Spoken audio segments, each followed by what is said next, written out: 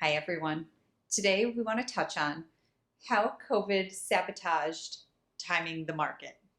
So, in years past, as people have asked us, when is the best time to list? And as per real estate trends and historic patterns, we've always said the spring market, not right dead on the spring market, which is typically April and on, but just prior to that, that last mid to end of March is typically a pretty good hot spot historically because you're not part of the big spring market burst where all of the other listings are coming on the market. You're getting just ahead of that, but you're not still in winter.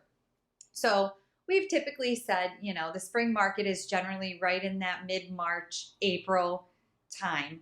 And that's when more buyers are coming on the market. So when people have asked, when is the best time to list and when is the best time to sell? That is when you have the biggest pool of buyers out there. And then COVID happened. And we shut down on March 24th. And we were shut down until June. So there is our prime spring market, mid-March to April to May to June. And then we hit the summer market and there was no spring market.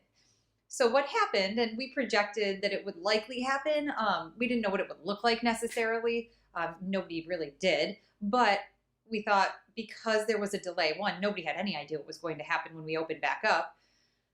The Federal Reserve had just slashed their interest rates. So like I talk about in a whole nother video about the Fed slashing rates and how that affected the market.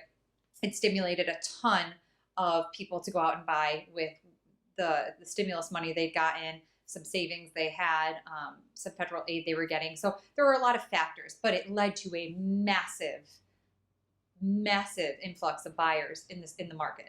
So we had a great real estate market in 2020 when it came to buyers. There still was low inventory. Historically, there's been low inventory for a few years, but there was a lot of people out there buying, and it really bolstered the real estate market.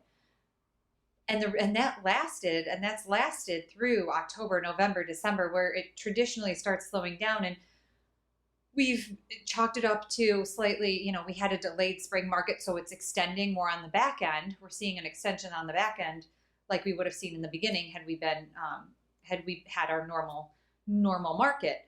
But it really goes to show how, when is the best time to sell? The best time to sell is when you need to sell. Not need to sell, but when you are ready to sell. We can strategize what the shifting market is doing. And if you really want to get top dollar for it, mid-December is probably not the best time. So there's some general rules of thumb that we like to put out there.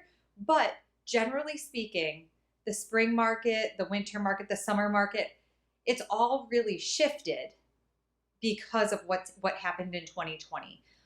It really showed us that seasons don't necessarily drive the market as much as economic circumstances, social circumstances, obviously personal circumstances, but they're driven by those economic and social. We see patterns, seasonal patterns without a doubt, and they were all just thrown in the air last year. So that's not to say that we won't continue to see traditional spring, summer patterns, winter patterns, but it really shows that just because you may need or want to list in February or November or January, that doesn't limit you to what you're necessarily able to do. It just creates a different strategy, and we just need to come up with a different approach. But it's still very, very much a booming market right now, and there's still a ton of opportunity, even in those off months that people have traditionally said, is a low time for real estate. We've just been seeing it's just changed a lot, especially with people's expectations since last year. So if you have any questions about any of that, please feel free to reach out. If you want any further insight when it comes to that, let us know. We're here to help with any questions you have. We hope you have a great day.